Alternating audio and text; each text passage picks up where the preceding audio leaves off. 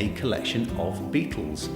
Not the biggest in the UK, but a very important collection of these insects.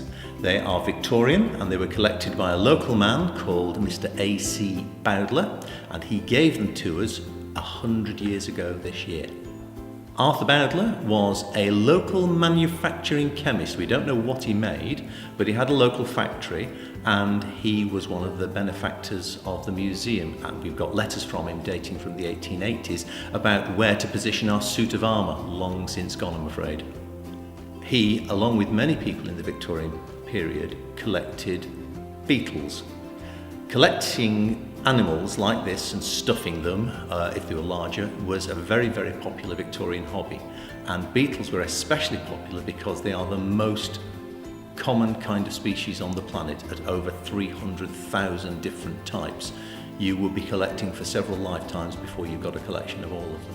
And Arthur's collection contains about 2,500 species.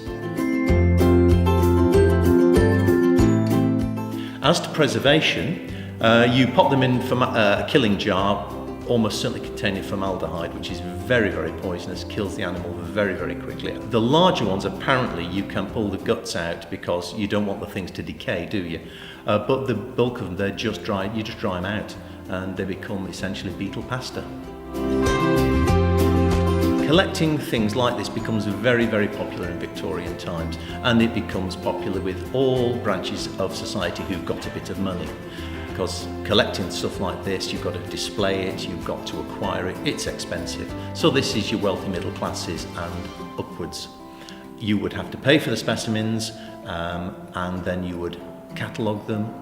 And we've got Mr. Bowdler's original catalogues, and you would collect them and you would display them. They love wildlife, but they've not got David Attenborough. You can't just sit down in front of a telly and watch it because it's not been invented. So what you go out and slay some piece of wildlife, and then you display it for folk to come and ooh and ah at.